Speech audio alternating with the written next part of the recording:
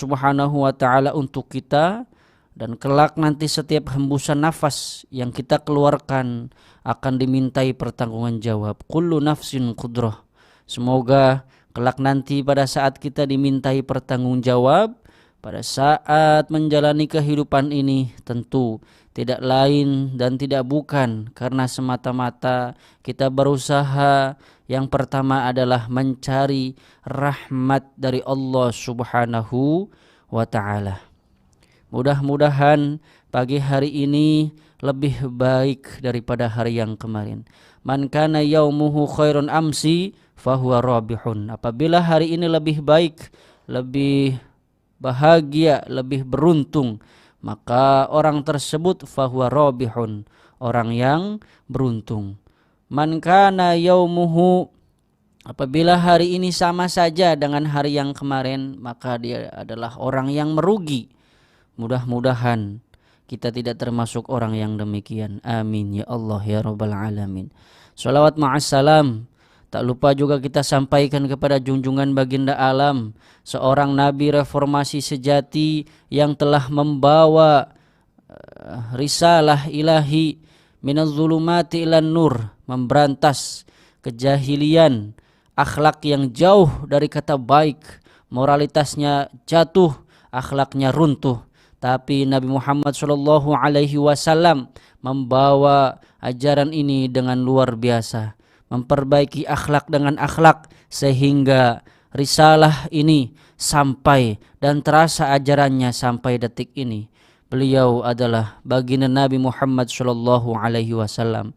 Semoga setiap tindakan kita diiringi dengan sholawat dalam hati maupun perbuatan. Kelak nanti kita akan bersamanya, karena apabila hati kita mencintai beliau, anta ma'aman ahbabta, sesungguhnya engkau akan bersama kelak nanti bersama orang yang dicintainya. Man ahabbani kana ma'i fil jannah, apabila engkau cinta kepadaku maka aku akan bersamanya, kana ma'i fil jannah. Semoga kelak nanti kita bisa mendapatkan tempat yang dipersiapkan oleh Allah Subhanahu wa ta'ala, kenikmatan yang tiada ada bandingannya, yaitu surga jannah dengan segala kenikmatannya bersama kekasih beliau, kekasih Allah Subhanahu wa ta'ala, yaitu baginda Nabi Muhammad sallallahu alaihi wasallam.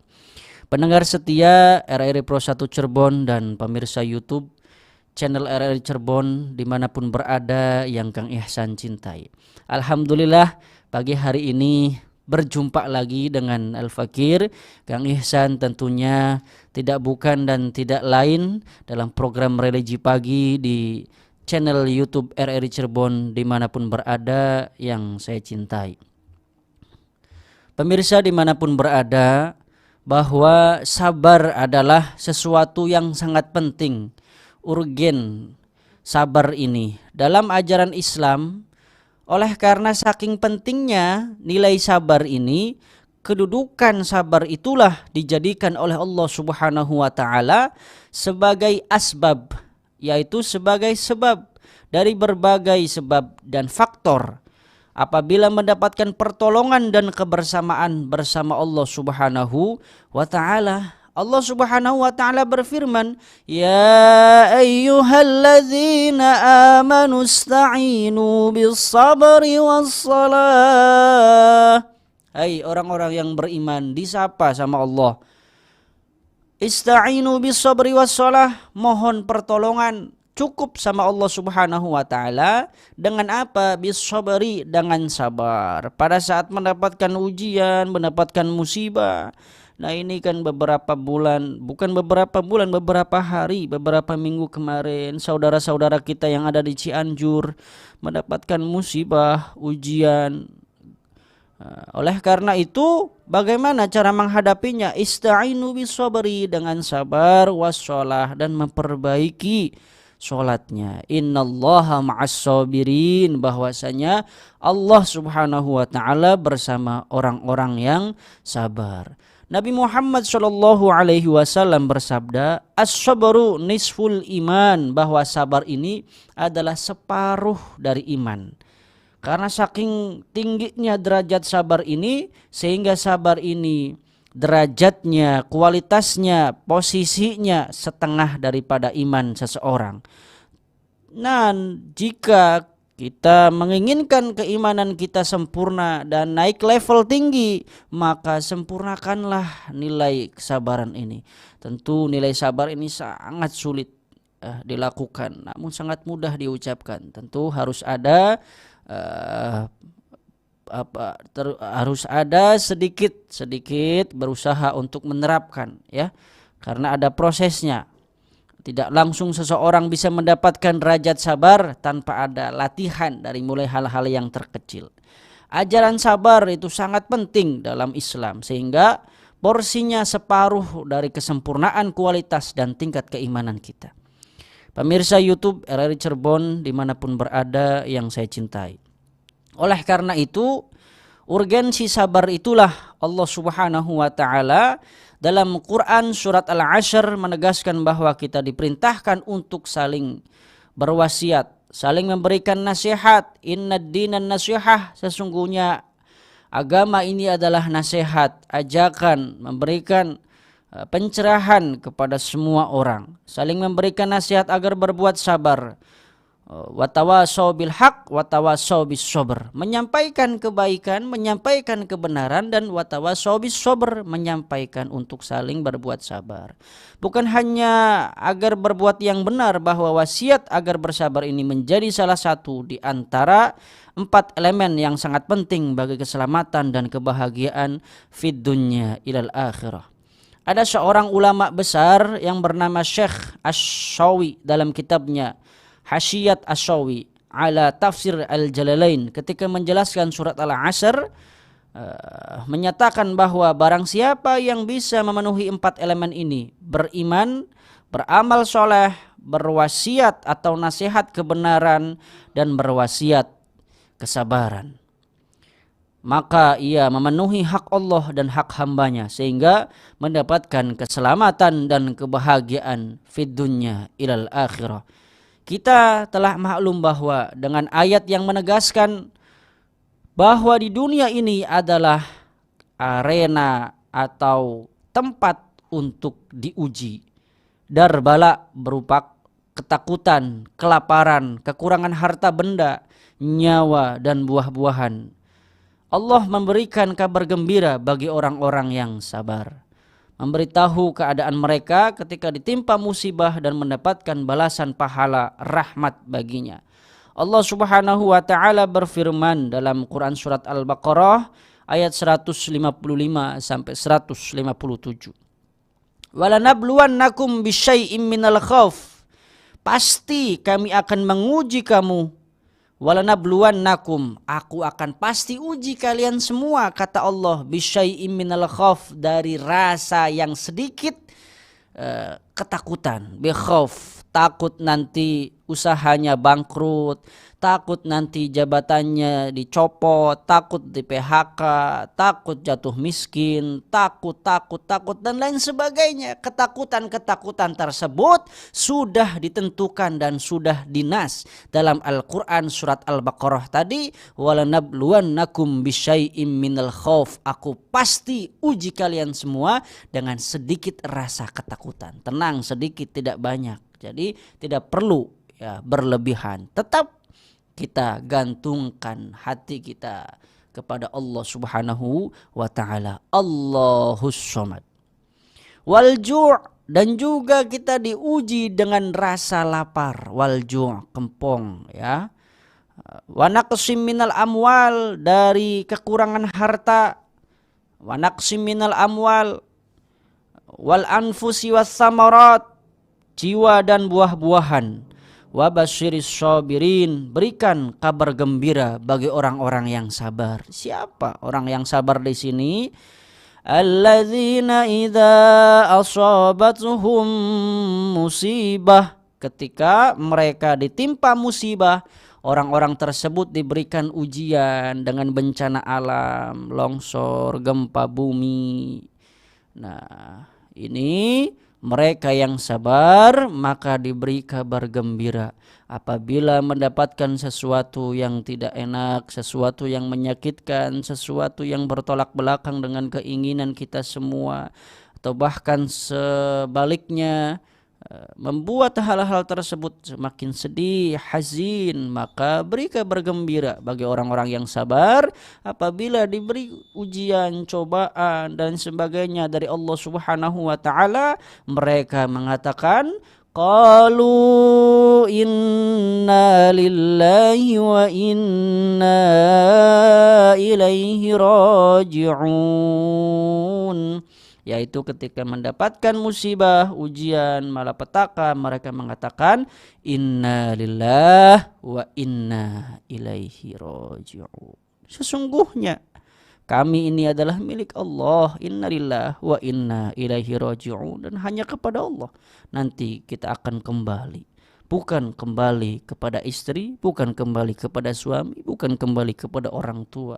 Istri, anak, suami, istri, orang tua, semuanya ciptaan Allah Subhanahu wa taala. Makhluk yaitu kita bernama manusia akan kembali menghadap Allah Subhanahu wa taala. Kita diciptakan dari Allah, kita milik Allah, dan suatu saat pada suatu akhir nanti nafas kita dicabut melalui malaikat Israel, maka kita pun akan kembali kepada Allah Subhanahu wa taala. Ulaika alaihim salawatum mir rabbihim wa rahmah. Mereka itu yang memperoleh ampunan dan rahmat dari Allah Subhanahu wa taala.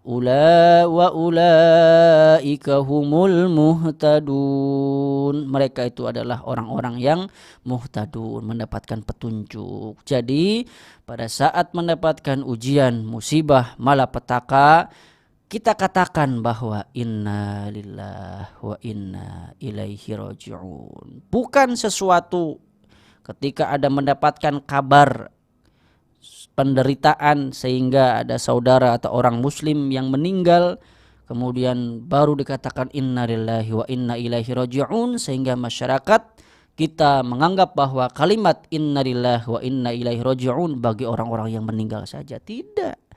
Semua musibah, semua ujian yang menimpa diri kita, menimpa saudara kita yang tidak diharapkan, karena itu sudah menjadi ketentuan kudrat dari Allah Subhanahu wa taala, katakan bahwa kita adalah milik Allah, inna lillahi wa inna ilaihi raji'un, dan hanya kepada Allah Subhanahu wa taala tempat kita balik. Atas dasar itulah sabar merupakan sebab kelangsungan kokohnya cita-cita, langgengnya amal dan usaha dengan sungguh-sungguh. Tidak hilang dari seorang suatu kesempurnaan kecuali karena lemahnya kekuatan dalam menanggung rasa sabar dan beban. Padahal dengan kunci kesabaran yang kuat, kunci kesabaran yang kokoh, gembok-gembok persoalan dapat diatasi. Kemudian sebaik-baik perbuatan adalah sabar dalam menghadapi kesulitan. Al-Imam Al-Ghazali mengatakan bahwa seluruh yang dihadapi seorang manusia dalam kehidupan ini tidak lepas dari dua macam. Yang pertama, sesuatu yang sesuai dengan keinginannya, dan yang kedua, sesuatu yang tidak sesuai dengan keinginannya, justru dibencinya. Masing-masing memerlukan kesabaran. Dalam kitab Al-Ihya Ulumuddin, ada dua macam orang dalam kehidupan ini dalam hubungannya dengan kesabaran. Nabi Muhammad SAW sebagaimana tersebut dalam hadis tadi, Sahih Bukhari dan Muslim memberikan perumpamaan atau tamsil, suatu perumpamaan indah mengenai orang mukmin yang sabar dan orang munafik dalam menghadapi kehidupan ini. Matsalul mu'minin kamatsali zar'i. Perumpamaan orang mukmin bagaikan pohon az-zar'i la tazalur rihu tumiluhu, yaitu yang selalu diterpa angin tetapi tetap kokoh. Apabila seseorang mukmin tersebut kesabarannya kuat seperti pohon yang ditimpa angin dari arah kanan, kiri, depan, belakang, tapi tetap dia tidak roboh, dia tidak jatuh, miring hanya sedikit, hanya menjadi efek saja dari terpaan itu. Wala yazalul mu'minu yusibuhul bala. Kemudian ada seorang mukmin yang selalu ditimpa musibah, sementara perumpamaan wa mathalul munafiqi kamathali syajarah al-ruzzi la tahtazzu hatta tustahsadu. Kalau perumpamaan orang munafik ketika ditimpa sebagaikan pohon ketika diterpa oleh angin, maka bagaikan pohon padi yang tidak bergoyang dan tidak roboh sampai dengan dipanen. Oleh karena itu, kalau orang yang mukmin mah ibaratnya seperti pohon tinggi, kemudian besar, akarnya di mana-mana. Tapi orang munafik dalam menghadapi kehidupan ini seperti padi. Padi itu kecil, kemudian tinggal dibabat bajari bong cerbone sudah selesai. Oleh karena itu, pohon bambu misalnya menancap kuat di bumi, meskipun diterjang angin yang mendoyongkan, merontokkan daun-daunnya, tetapi tidak merubahnya, tidak roboh seperti perumpamaan orang mukmin tersebut, tidak membelahnya dan tidak mencerabut akarnya. Demikian pula seorang mukmin meskipun ditimpa musibah yang mengakibatkan kesedihan, tetapi musibah itu tidak bisa mengalahkannya ataupun menggoncangkan keimanannya sedikit pun. Sebab keimanan kepada Allah Subhanahu wa taala merupakan pegangannya dari menghadapi musibah. Pemirsa YouTube dimanapun berada, channel RRI Cirebon yang saya cintai, Imam Syaraf Al-Adin Nawawi memberikan penjelasan tentang maksud hadis tersebut. Qala ulama, berkata seorang ulama, seorang yang ahli dalam ilmu, makna al-hadis annal mu'mina katsirul al-alam fi badanihi wa ahlihi wa amwalihi wa dzalika mukaffirah li sayyi'atih wa rafi'un li darajatih wa ammal kafirul faqiluha wa innan waqa'a bihi syai'un lam yukaffir syai'a min syai'atih bal ya'ti biha yaumal qiyamah kamilah. Oleh karena itu, realita kehidupan kita di dunia ada bahagia, ada sengsara, ada gembira, ada sedih, ada suka dan ada duka. Oleh karena itulah musibah bagi orang mukmin dipandang sebagai ujian. Bagi orang mukmin dipandang sebagai ujian, tapi bagi orang mukmin juga keberadaan dunia ini yang penuh dengan lika-liku dan dinamika kehidupan ini dihadapi dengan penuh kesabaran. Karena sabar itulah obat dari penyakit-penyakit yang dapat mengguncangkan kita ketika menghadapi kehidupan di dunia ini. Allah Subhanahu wa taala jelas menyatakan bahwa yang menciptakan mati dan hidup untuk menguji kamu, siapa di antara kamu yang lebih baik amalnya. Jadi dunia ini, tempat kita hidup ini berisi ujian bagi manusia untuk menguji orang yang paling baik perbuatannya, bukan orang yang paling banyak perbuatan. Oleh karena itu, eksistensi orang mukmin di antara manusia ini sungguh menakjubkan, karena karakteristik baiknya dalam menghadapi kondisi senang maupun kesulitan sebagai disebutkan dalam hadis, inna asobatu syarra'u syakara fakana khairul lahu wa inna asobathu darra sabara fakana khairul lahu. Orang mukmin itu bila mendapatkan kesenangan maka ia syakara, ia bersyukur, alhamdulillah. Namun ketika ia mendapatkan suatu musibah, suatu bencana, ujian, maka dia katakan sabar. Jadi kunci kehidupan ini tidak lain hanya dua. Yang pertama adalah mendapatkan kebahagiaan, kenikmatan, kita ucapkan alhamdulillah, kita syukur. Namun ketika ujian datang, bencana datang, maka katakan hal ini adalah kesabaran yang dapat menguji diri kita semua, yang bisa meningkatkan kualitas keimanan kita kepada Allah Subhanahu wa taala. Karena hidup ini adalah ujian bagi orang yang beriman, jangan sampai terlena. Ya, karena sesungguhnya kita adalah milik Allah dan kelak nanti akhir hayat pun kita akan menghadap Allah Subhanahu wa taala. Baik, terima kasih Ustadz. Dan untuk Anda pendengar yang ingin bergabung bersama kami, silahkan ya, Anda bisa bergabung melalui telepon di 0231 8493259, atau juga Anda bisa menelpon di 0231 8493259 serta WhatsApp di 081 324951935, dan tinggalkan live chatnya di channel YouTube kami. Kita langsung sapa pendengar. Ustadz, Assalamualaikum. Waalaikumsalam warahmatullahi wabarakatuh. Mbak Lisma Yuliasari. Dengan Iya, siapa Bu Mbak Indra. Lisma? Dengan Lela Nur Lela untuk Waduh, pagi ini. baju putih juga. Pakai batik. Seragam nih dengan Kang Ihsan. Iya. Iya. Mangga Ibu silahkan. Ya, terima Volume radionya mohon maaf bisa dikecilin Bu Indra sebentar. Oke, nah sudah sedikit. Iya, Bu Indra. Oke, ini kayak lagi ngecilin Ya. radio dulu nih Ustadz. Oke. Assalamualaikum Kang Ustadz Ihsan Tobi'i, cucu Ibu. Waalaikumsalam warahmatullahi. Iya. Nah, kadang-kadang jadi buyar nih. Apa yang mau ditanyakan begitu? Iya. Kang Ihsan, memang kalau kita ditimpa suatu hal yang tidak menyenangkan itu, ya, tadi seperti Kang Ihsan katakan, mudah ngomong sabar. Iya. Nah, tapi cara menetralisirnya itu yang susah ya Mbak Isma. Setuju. Nah, kalau Ibu suka berpikir begini, maaf kalau salah, Allah kan sayang pada kita. Allah memberikan kita kehidupan ini. Masa sih kita mau dalam tanda kutip ditelantarkan? Jadi pasti ada sesuatu yang ingin diberikan di balik ujian ini. Iya. Dan para ulama seperti Kang Ihsan juga mengatakan bahwa kalau kita diuji itu berarti derajat kita akan ditinggikan. Kalau bisa menghadapi ujian itu dengan baik. Dan juga tadi ada disinggung, kadang kita mendapatkan sesuatu yang tidak kita sukai. Padahal mungkin itu lebih baik bagi kita.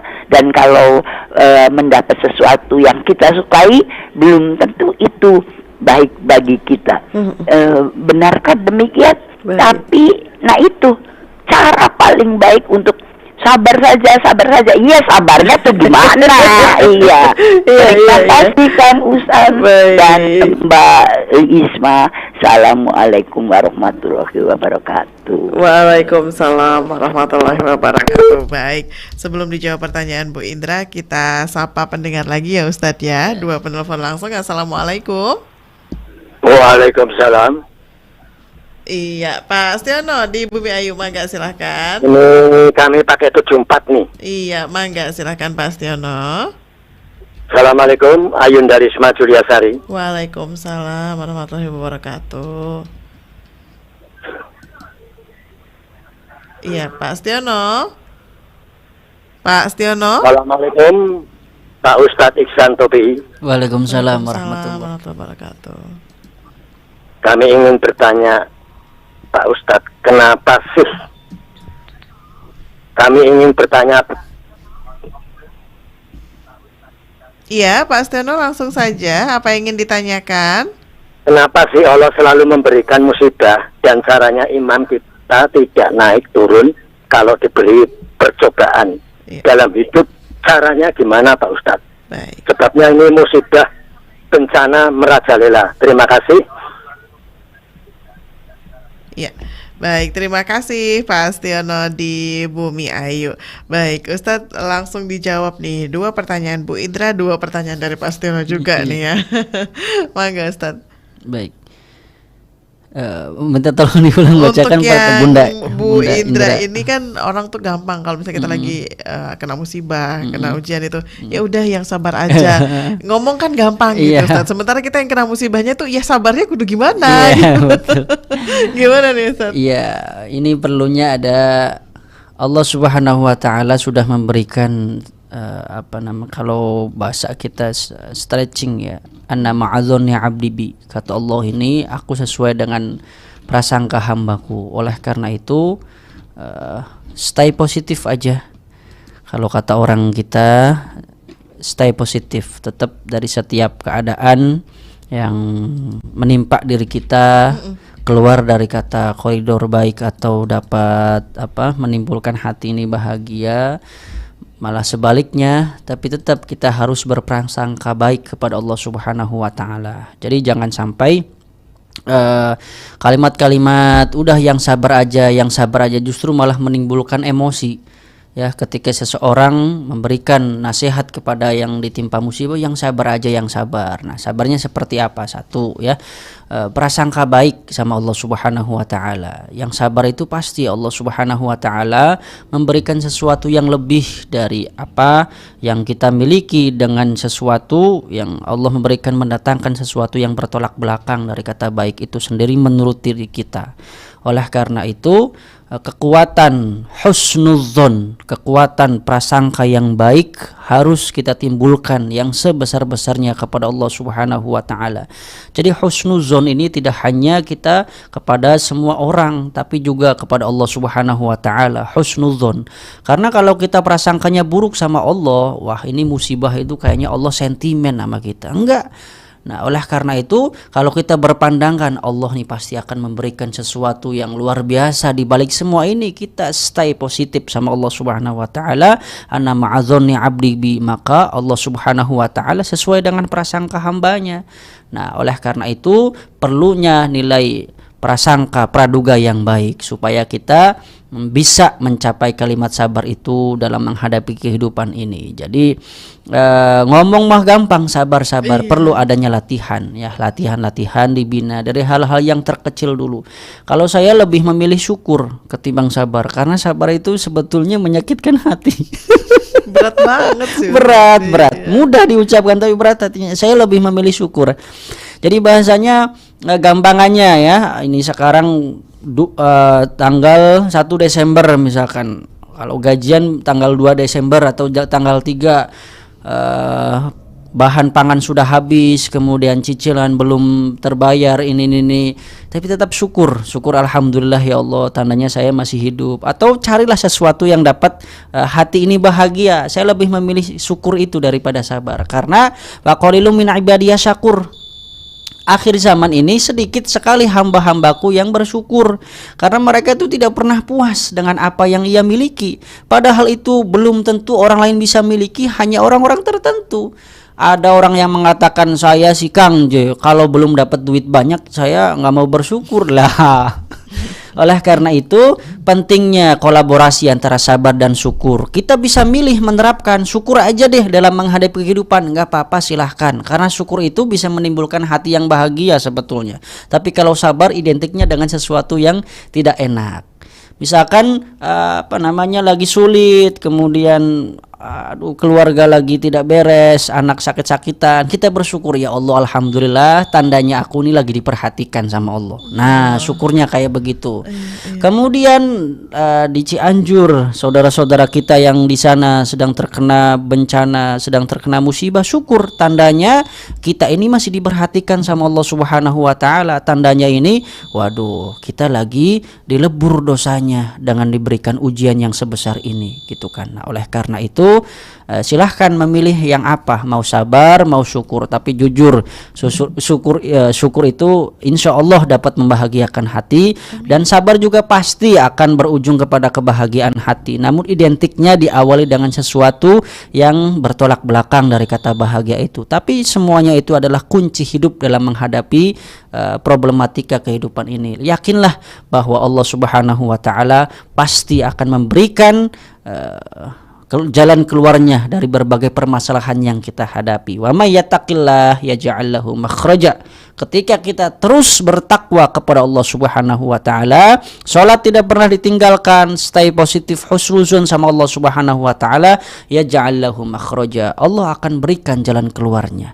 Tidak semuanya hidup ini musibah terus kok, tidak. pasti ada sesuatu bahagianya. Kalau tidak di dunia, insya Allah nanti di akhirat surga dengan segala nikmatnya. Amin ya rabbal alamin.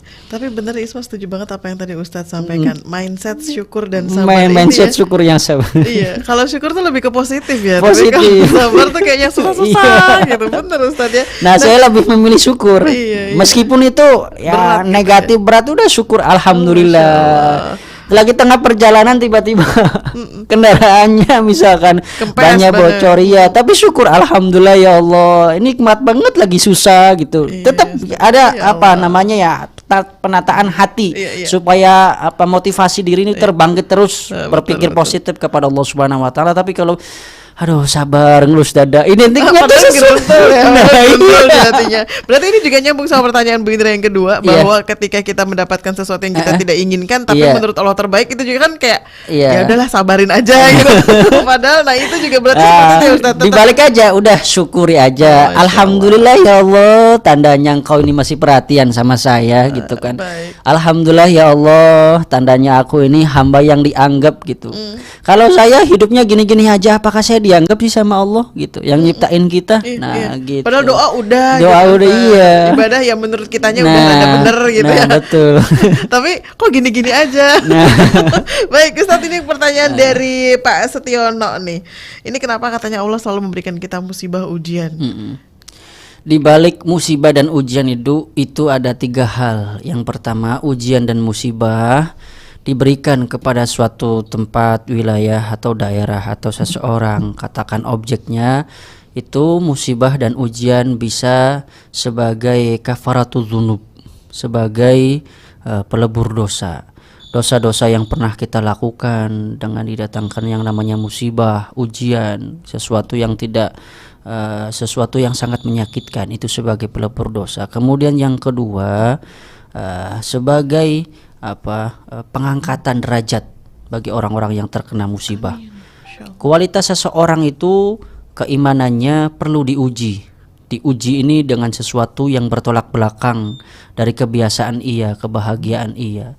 Pun sama ketika kita dulu beberapa puluh tahun masih di bangku SD, pengen naik kelas 3, pasti dari kelas 2 kelas 3 akan diuji dengan sesuatu yang sangat berat, pertanyaan, kemudian materi-materi. Pun sama, Allah Subhanahu wa taala akan mengangkat derajat seseorang, itu bagian daripada ujian ya, supaya kita pengen apa? Naik kelas, diangkat derajatnya. Kemudian yang ketiga, musibah, ujian, bala juga bisa menjadi sesuatu azab.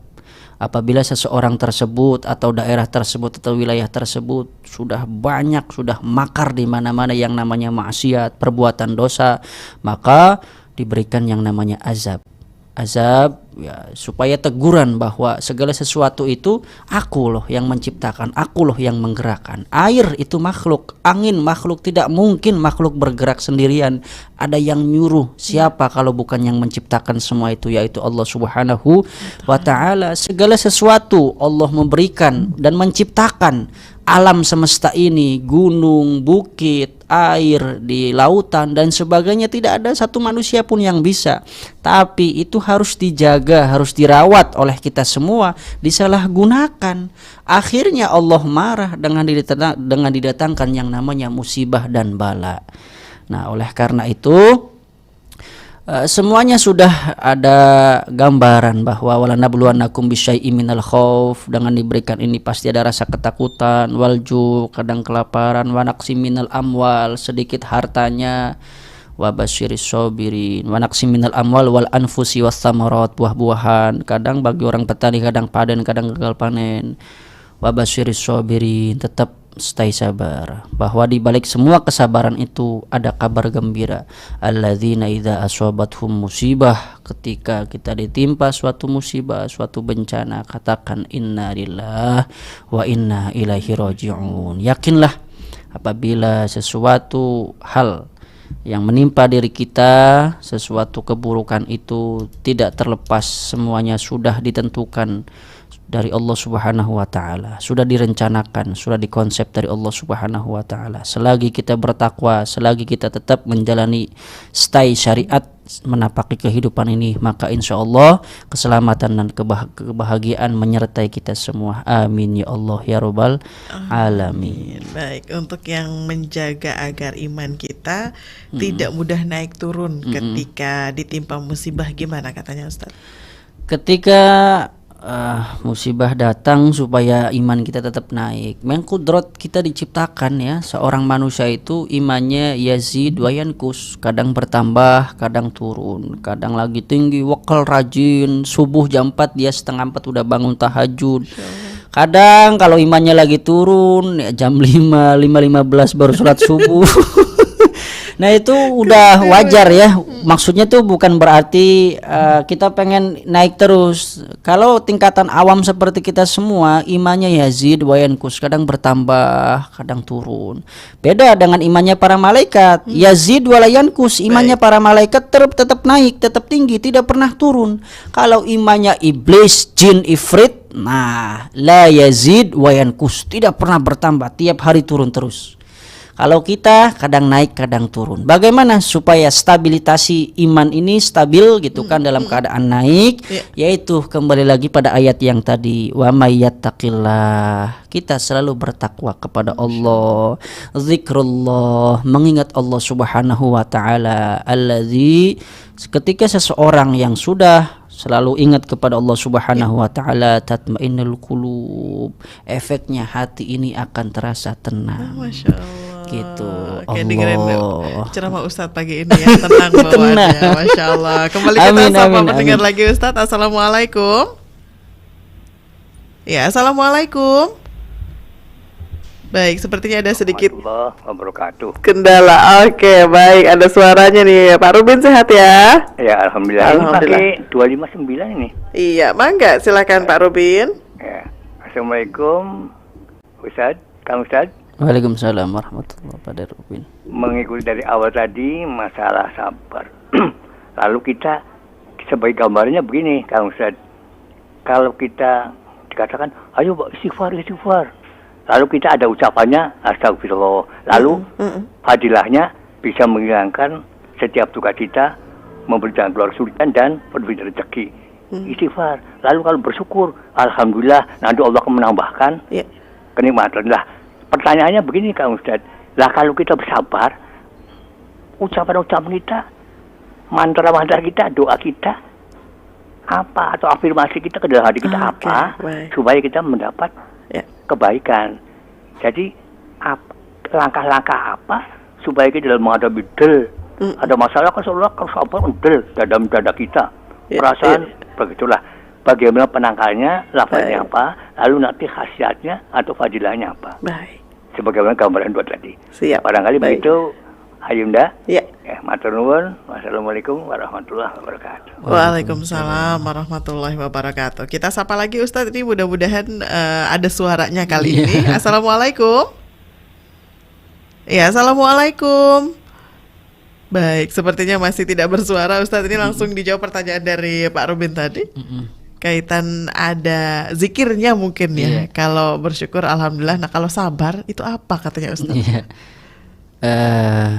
Zikrullah, zikir itu ada zikir bil qauli, ada zikir bil fi'li. Salah satunya ketika mendapatkan suatu tanda-tanda fenomena alam, melihat, maka dia ingat zikir. Zikir itu artinya mengingat, ingatnya selalu Allah Subhanahu wa taala. Apalagi kalau sudah tingkatan bukan zikir, tingkatannya mahabbah, cinta, maka man ahabbahu syai'un kasura zikruhu. Kalau seseorang sudah cinta kepada sesuatu, maka dia akan sering mengingatnya.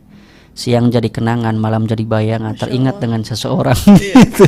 Nah, oleh karena itu bagaimana ingat kita itu cukup sama Allah Subhanahu wa taala. Nah, ini perlu adanya namanya tarbiyah, pendidikan ya. Baik. Ketika mendapatkan kebahagiaan, ucapkan alhamdulillah. Ini merupakan bagian dari zikir ya. Zikir bil hal dan zikir bil qauli. Ketika mendapatkan atau melihat sesuatu yang indah, sesuatu yang luar biasa, katakan Masya Allah. ketika mendapatkan sesuatu yang menakjubkan, yang di luar dari batasan kemampuan seseorang atau dari jalan yang tidak disangka-sangka, katakan subhanallah. Ketika mendapatkan sesuatu yang tidak diharapkan atau ujian lah atau cobaan, katakan apa? Inna lillah. Nah, oleh karena itu kan ayatnya jelas, inna lillahi wa inna ilaihi raji'un. Meninggal, apakah yang diharapkan oleh manusia? Sebetulnya saya yakin kalau ditanya pengen gak meninggal besok, tidak, pengennya umurnya panjang, terus hidup. Maka pada saat seseorang meninggal wafat, katakan apa? Inna lillahi wa inna ilaihi raji'un, gitu. Jadi inilah ajaran-ajaran zikir, kalimat-kalimat doa yang diajarkan oleh agama kita, dan tujuannya untuk apa? Untuk selalu bisa mengenang Allah Subhanahu wa ta'ala. Melihat sesuatu yang indah, Masya Allah. Sesuatu yang menakjubkan, subhanallah. Melihat atau mendapatkan kebahagiaan, alhamdulillah. Mendapatkan cobaan, innalillah. Semuanya Allah. Oleh karena itu, insya Allah mari bersama-sama, dan Al-Fakir juga masih belajar dalam mengimplementasi dari semua itu dalam kehidupan sehari-hari, sering belajar bareng. Karena mungkin Kang Isan tuh hari ngomong aja enakan aja, lakuannya priben ya, bareng-bareng belajar baik ya. Insya Allah. Baik Ustadz, terima kasih. Selanjutnya kita sapa yang sudah berkirim WhatsApp ya Ustadz ya. Assalamualaikum Ustadz, mohon maaf saya mau bertanya. Ada orang ingin sekali membantu bencana atau apapun yang sangat membutuhkan, tapi sebenarnya orang tersebut juga kebutuhannya banyak, punya anak yatim yang harus ia biayai sekolahnya. Nah ini bagaimana Ustadz solusinya? Terima kasih. Memprioritaskan atau membantu orang lain padahal dirinya sendiri juga masih butuh dibantu. Nah ini sangat luar biasa. Kadang rasa empati dan simpati tersebut tidak bakal tumbuh ketika ada orang lain yang ujiannya lebih berat. Saya teringat dengan Khalifah Umar bin Khattab. Umar bin Khattab didatengin sama sahabat Nabi, pengen bertemu dan berkunjung ke rumahnya. Kemudian Khalifah, seorang presiden Umar bin Khattab ini matikan semua penerang di rumahnya. Kemudian sahabat itu bertanya, lah kok dimatiin Khalifah presiden? Lah seorang presiden kok gelap-gelapan bicara dengan saya? Nah ini saya kasihan, tengah malam ada yang keruyukan, ada yang kayak begini, padahal seorang khalifahnya juga masih kekurangan. Nah ini contoh yang sangat luar biasa, ketika orang yang keadaannya sulit tapi tetap masih ada niatan, bahkan langsung tindakan menolong orang lain. Nah ini sangat luar biasa. Kita diajarkan dalam agama untuk bisa merasakan apa yang orang lain rasakan. Ketika orang lain sedih, wetengnya kempong, ya kita berusaha bagaimana sih kalau perutnya lapar itu, nah maka sisihkan harta kita sekian rupiah sekian rupa, bantu mereka saudara-saudara kita di luar dari koridor syariat Islam. Junjung nilai-nilai kemanusiaan. Manusia butuh asupan, maka kalau dalam ajaran kita menolong orang lain, maka suatu saat kita pun akan ditolong. Man khodama khudima, kalau kita nolong orang lain pasti akan ditolong. Nah, terlepas dari ditolong sama manusia ketika di dunia, tidak ada satupun karena dibenci, yakinlah ditolong nanti sama Allah Subhanahu wa ta'ala ketika dipersidangkan antara surga dan neraka. Kalau ia hidupnya sering nolong khodama, maka khudima, akan ditolong. Maka berusaha kita pun merasakan apa yang orang lain rasakan ketika mendapatkan ujian, bencana, sedih ya, kemudian hidupnya susah, maka rasakan itu, sisihkan harta kita. Al muslim wal muslimun ukhra kalbunian. Kita ini sesama muslim dan muslimah seperti satu bangunan. Jangan sampai genteng mentang-mentang derajatnya di atas, dia bisa ngeceh yang di bawah lantai. Nah, oleh karena itu, mari kita bersama-sama untuk menjaga kekompakan, kemudian solidaritas antara satu dengan yang lainnya. Maka insya Allah kalau kita bukan agama dari Islam pun, tapi tetap menjunjung nilai-nilai kemanusiaan, pasti kebaikan pun akan menyertai. Tapi kalau kita seorang muslim dan muslimah, yakinlah man khodama khudima. Kalau kita sering menolong, pasti suatu saat akan ditolong. Amin. Itu keyakinan yang hakiki ya. Kofnya sampai fasih. Kalau kubro ya.